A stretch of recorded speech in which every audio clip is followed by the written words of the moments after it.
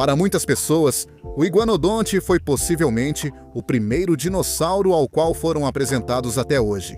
Na verdade, ele continua sendo um dos poucos dinossauros a estar no centro de toda a trama de um grande filme de sucesso fora de Jurassic Park, na forma do dinossauro da Disney, com o nome apropriado. Lançado no ano 2000, o filme de animação foca em um iguanodonte macho criado isolado de sua espécie, que parte em uma aventura para realocar sua família adotiva após o impacto catastrófico de um meteoro.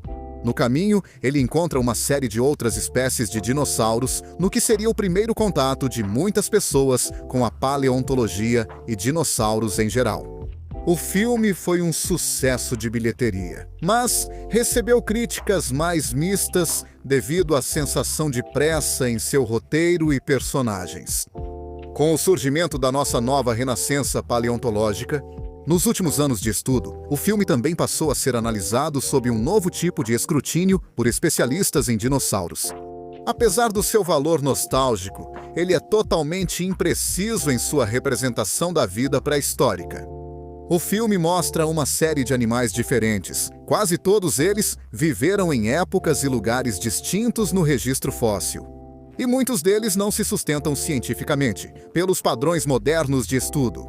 Muitos desses erros geográficos e biológicos já eram conhecidos como equivocados na época, e até mesmo veículos de notícias tradicionais relataram as imprecisões logo após o lançamento do filme. Hoje, vamos dar uma olhada na vida e na história natural do centro do filme, o iguanodonte, examinando como ele realmente vivia e se comportava. Esta é uma jornada que nos levará de volta ao início do Cretáceo, há mais de 100 milhões de anos. Sente-se e relaxe enquanto conhecemos esse incrível réptil e o mundo que ele chamava de lar.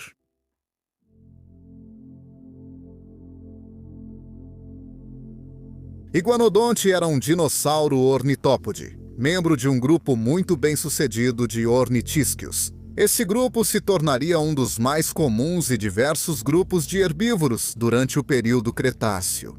Muitos estudos sobre o iguanodonte são baseados na espécie tipo Iguanodonte barnizartensis, mas outras espécies também são conhecidas. Essas são Iguanodonte anglicus, uma espécie duvidosa, mas na verdade o segundo dinossauro já descoberto em 1829, e Iguanodonte galvensis, descoberto em 2015. Iguanodonte barnizartensis é de longe o mais conhecido e viveu em toda a Europa, principalmente na Inglaterra, Espanha e Alemanha, nos estágios Berremiano e Aptiano do início do período Cretáceo.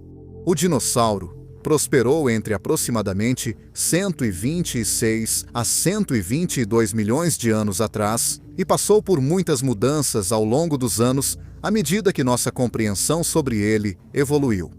Antes retratado como um monstro lento, parecido com uma iguana, agora sabemos que esse dinossauro andava sobre pernas longas e talvez até fosse capaz de caminhar de forma bípede por períodos de tempo quando não estava em quatro patas. O iguanodonte era um herbívoro muito grande, podendo chegar a até 11 metros, embora a maioria dos espécimes tivesse entre 9 e 10 metros. Provavelmente pesava mais de 4 toneladas, e era um animal com o qual apenas os predadores mais bem adaptados poderiam se arriscar. Quando finalmente atingia seu tamanho adulto completo, o iguanodonte não só podia usar seu tamanho e peso como meio de defesa, mas também ostentava algumas das armas mais impressionantes do mundo dos ornitópodes, os espinhos nos polegares. Vamos discutir mais sobre essas características mais adiante no vídeo. Mas essas estruturas afiadas e cônicas na ponta de cada polegar teriam feito do iguanodonte um adversário feroz quando se tratava de se defender de ataques. Além disso, os braços do iguanodonte eram muito grandes e robustos para um ornitópode, e o peso deles era equilibrado sobre os 3 dedos do meio, enquanto o polegar, o espinho e o 5º dedo ficavam afastados do chão. A coluna vertebral e a cauda do iguanodonte eram reforçadas pela presença de tendões ossificados que percorriam todo o comprimento da espinha. Essas estruturas mudavam ao longo da vida dos indivíduos de iguanodonte, começando como tendões flexíveis, mas, gradualmente, se ossificando em ossos rígidos quando o animal atingia a idade adulta. Quanto ao crânio, a cabeça desses animais era alta e estreita em sua estrutura, e suas bocas terminavam em bicos duros. Com dentes na parte de trás da boca, os dentes do dinossauro eram substituíveis, já que ele continuava se alimentando de vegetação resistente ao longo de sua vida.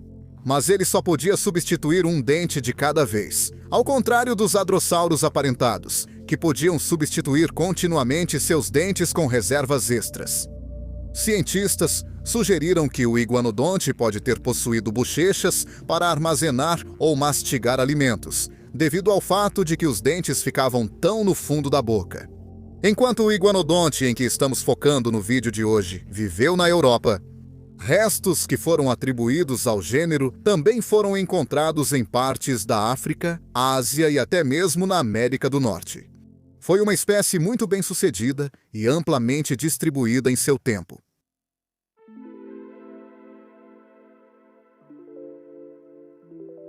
As descobertas de iguanodonte datam da década de 1820, possivelmente até 1820, antes mesmo de a Rainha Vitória subir ao trono inglês. Há algum debate sobre como as descobertas começaram.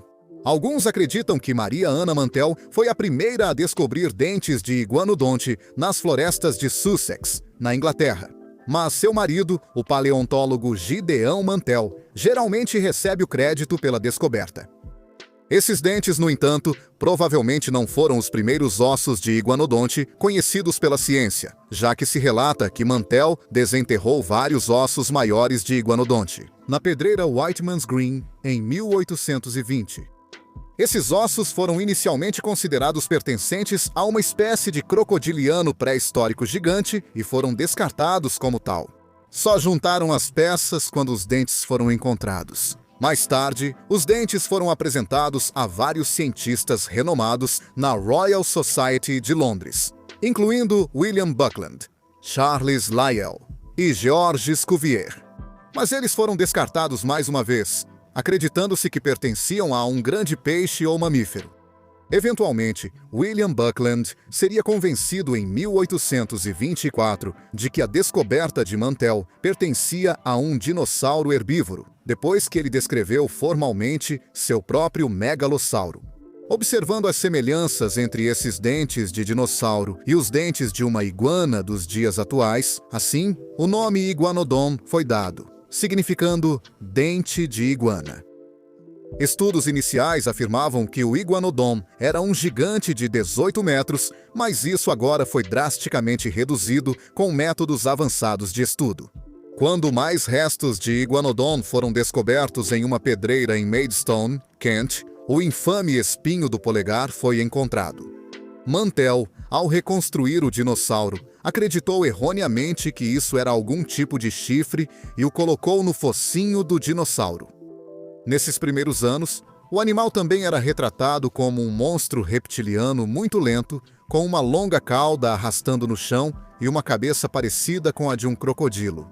Richard Owen, um paleontólogo polêmico, foi além e retratou esses animais como tendo corpos quase elefantinos, propondo que Deus devia tê-los feito mamíferos. Ignorando a ciência evolutiva inicial, Mantell acabaria percebendo que o iguanodonte não era, na realidade, o animal que os primeiros paleontólogos haviam reconstruído, mas sim um que era comparativamente mais esguio, que andava sobre pernas mais longas. Infelizmente, ele morreu pouco antes do famoso Parque do Palácio de Cristal. As esculturas de dinossauros foram construídas por Benjamin Waterhouse Hawkins, no sul de Londres.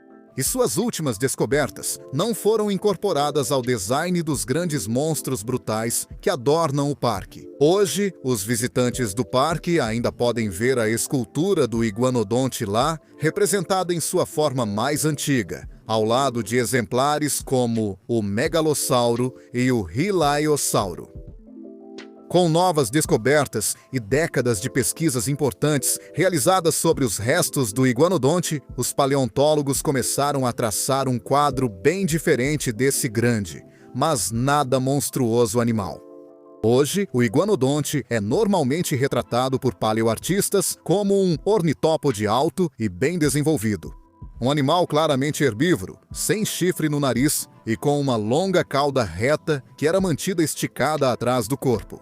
O pescoço curto e grosso de uma iguana agora está ausente, substituído por um que teria ajudado o animal a movimentar a cabeça, para escolher a vegetação de melhor qualidade para comer. Sua boca agora termina em um bico, e ele foi colorido, inspirado em grandes herbívoros sobreviventes como antílopes e girafas. À medida que os cientistas aprendem mais sobre esse animal, o iguanodonte pode ser reconstruído de forma mais precisa. Ainda assim,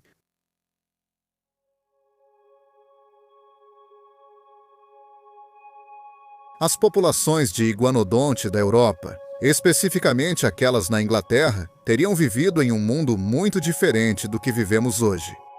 O ambiente da época teria sido muito mais quente, levando ao desenvolvimento de florestas exuberantes e úmidas, além de planícies alagadas. A Inglaterra ainda não havia se separado do continente europeu. E por isso, uma grande variedade de animais descobertos em vários depósitos rochosos são conhecidos por terem compartilhado esse mundo pré-histórico com o iguanodonte. O iguanodonte foi um dos maiores herbívoros conhecidos dessa época, vivendo ao lado de outros ornitísquios, como o muito menor Hypsilophodonte, os parentes próximos Mantelossauro e Valdossauro, e anquilossauros como o polacanto.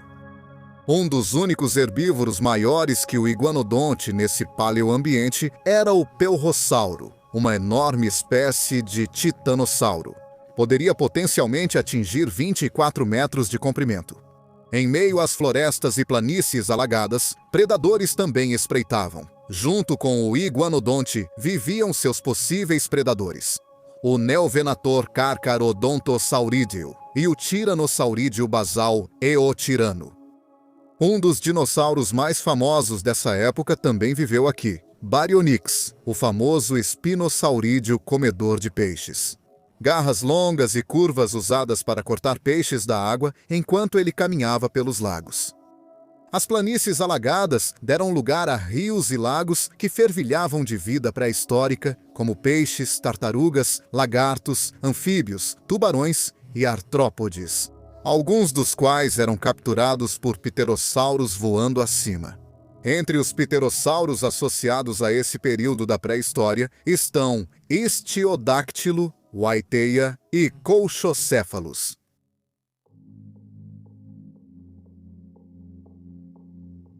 Acredita-se que o iguanodonte era capaz de lidar com matéria vegetal particularmente resistente, como evidenciado pela presença de um bico forte e dentes substituíveis em sua boca. Não houve descobertas concretas que nos mostrem exatamente que tipo de plantas o iguanodonte costumava apreciar. Mas, com base na vegetação presente em seu habitat na época, isso pode ser sugerido.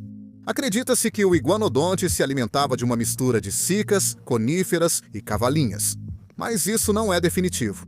Acredita-se que ele usava o quinto dedo da mão para cavar na vegetação, procurando as melhores partes para consumir.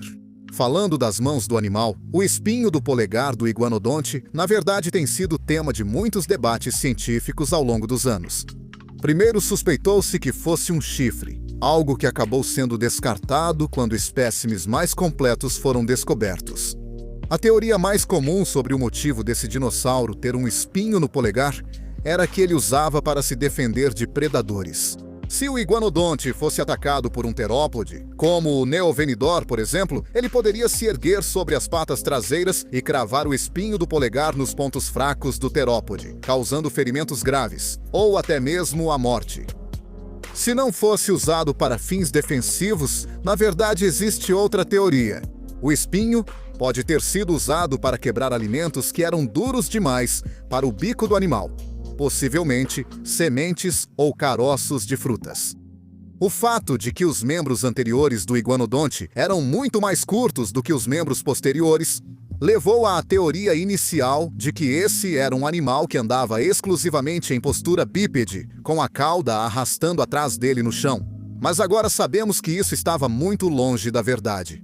O iguanodonte não poderia ter usado sua cauda como um tripé. pois ela literalmente teria se quebrado. Na postura impossível, a cauda do iguanodonte era ossificada e rígida e não podia se mover para cima e para baixo.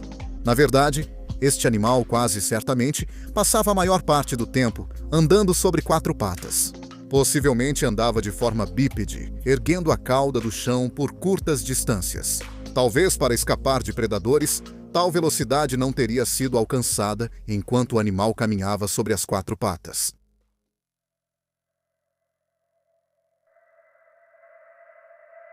Após a descoberta do iguanodonte, ele foi atribuído ao seu próprio clado, Iguanodontia. Esses animais viveram do Jurássico Médio até sua eventual extinção no final do período Cretáceo. Os hadrosauriformes são membros desse clado, que inclui todos os dinossauros de bico de pato, desde o colossal Xantungossauro até o famoso Parasaurolofo. Os hadrossauros eram, na verdade, os parentes mais próximos do iguanodonte e, juntos, formaram algumas das espécies de dinossauros mais bem-sucedidas em todo o mundo. No mundo do Cretáceo, fora dos hadrosauriformes, vários rostos famosos estavam presentes no clado Iguanodontia. Os mais famosos talvez sejam Driassauro, Tenontossauro e Camptossauro da América do Norte, mas de locais diferentes. Os iguanodontianos estão entre os grupos mais diversos de dinossauros, variando enormemente em tamanho e forma, assim como em tempo, período e habitat.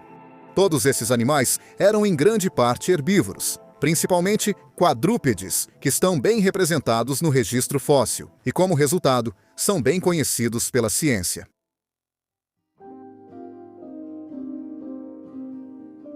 Então, esse foi um resumo da descoberta, vida e comportamento do iguanodonte, um dos primeiros dinossauros a se tornar conhecido pela ciência.